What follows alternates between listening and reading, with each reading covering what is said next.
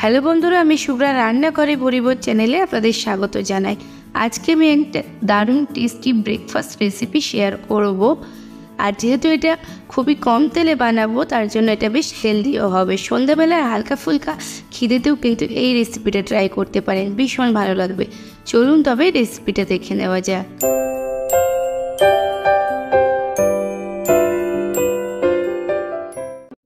Breakfast রেসিপিটা বানানোর জন্য প্রথমেই একটা কড়াইতে আমি 2 কাপ পরিমাণে জল দিয়ে দিলাম। আর জলটা দিয়ে গ্যাসের ফ্লেমটা বাড়িয়ে দেব। আর দিয়ে দিচ্ছি 1 চা চামচ পরিমাণে লবণ, সামান্য একটু চিলি ফ্লেক্সটা অবশ্যই স্বাদ মতো দেবেন। আর দিয়ে দিচ্ছি কিছুটা ধনেপাতা, স্বাদ ব্যালেন্সের জন্য দিয়ে দিলাম 1 চা চামচ চিনি। জলটা ফুটতে শুরু করেছে, ঠিক তখনই দিয়ে দিলাম 1 কাপ সুজি। 2 কাপ জলের জন্য 1 কাপ সুজি দিতে হবে। আর তারপর এটাকে নাড়িয়ে চাড়িয়ে একটা ময়দার ডোর মতো করে নিতে হবে। এ সময় গ্যাসের ফ্লেমটা একটু কমিয়ে দিতে পারেন। আর এরকমভাবে নাড়তে থাকলেই 3 থেকে 4 মিনিটের মধ্যে কিন্তু ডোটা খুব ভালোভাবে চলে আসবে।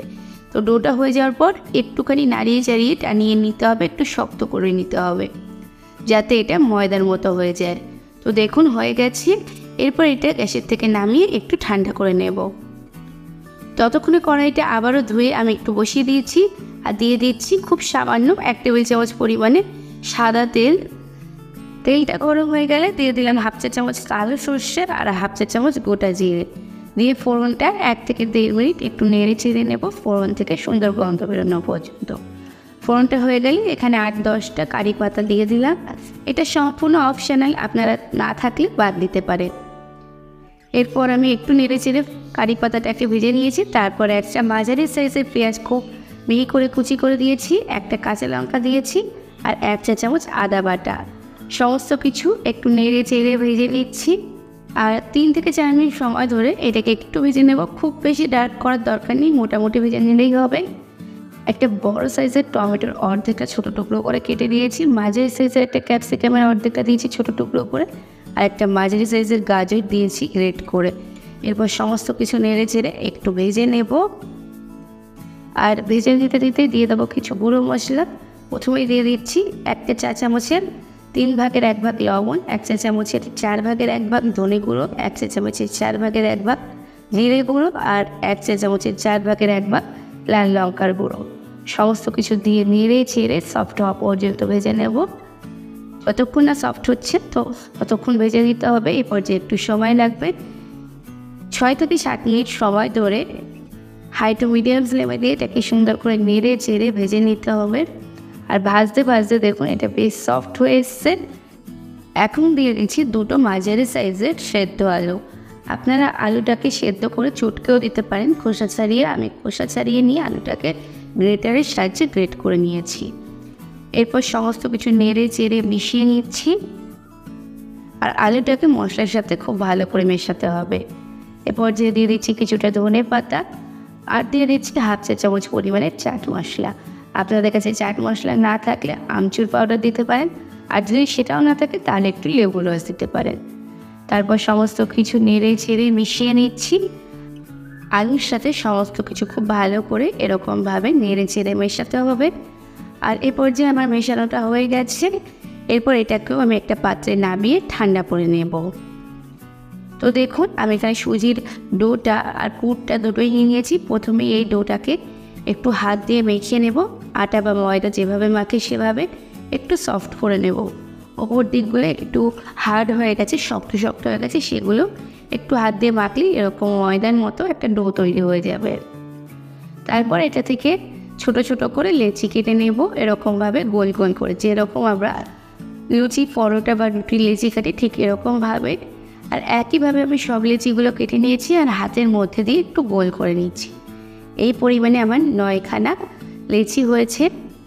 আর একইভাবে আমি পুরটাকেও এরকম ছোট ছোট করে বল বানিয়ে নেব। এতে করে যখন আমি ভরবো তখন কম বা বেশি হয়ে যাবে না। তো এরকমভাবে আমি বলগুলো গোল গোল করে বানিয়ে নিচ্ছি। আর যেহেতু আমার 9টা ডো হয়েছে আর আমি 9টা বলই বানিয়ে নেব। তো এরকমভাবেই আমি সমস্ত বলগুলো বানিয়ে নিয়েছি দেখুন। এরপর একটা সুজির ডো নিয়ে মাঝখান থেকে এরকমভাবে একটু গোল করে নেব বাটির মতো।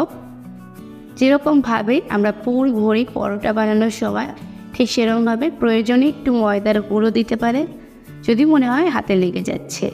আর এরকমভাবে একটা করে পুর বল দিয়ে দেবো, দিয়ে সাইড থেকে মুখটাকে সিল করে দেব।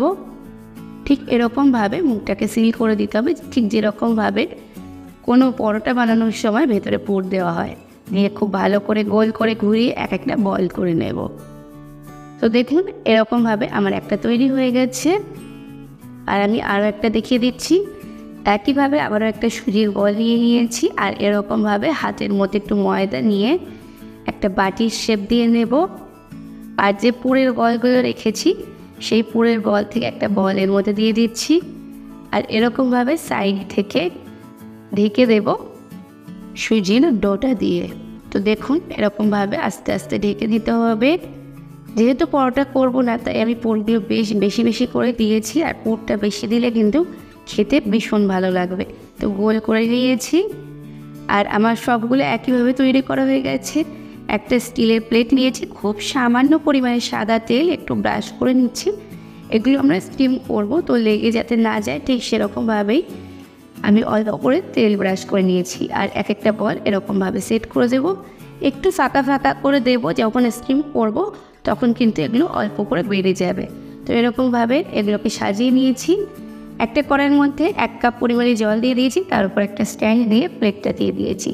প্লেটটা কিন্তু কড়াই থেকে ছোটো হতে হবে। তারপর ঢাকনাটা চাপা দিয়ে দিলাম, গ্যাসের ফ্লেমটা বাড়িয়ে জলটা ফুটে উঠলে গ্যাসের ফ্লেমটা লোতে করে দিয়ে 5 মিনিট মতো স্টিম করে নেব। বেশিক্ষণ স্টিম করার প্রয়োজন নেই, সুজিটা আগে থেকেই সেদ্ধ। 5 মিনিট পর ঢাকনাটা খুলে নিয়েছি, আর এটা হয়ে গেছে।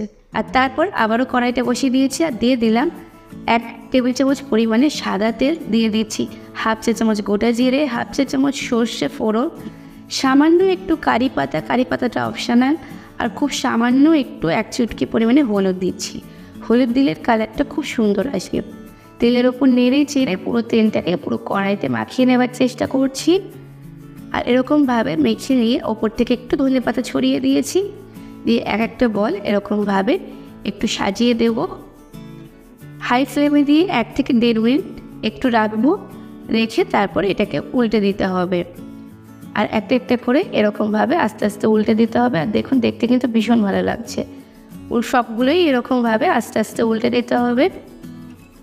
আর আমি সবগুলো উল্টে দিয়েছি। উল্টো পিঠটাও 1 থেকে 1.5 মিনিট ওয়েট করে তারপর এগুলোকে তুলে নেব, আর গরম গরম সার্ভ করব। আমি এটাকে সসের সাথে সার্ভ করছি, ভীষণ ভালো খেতে হয়।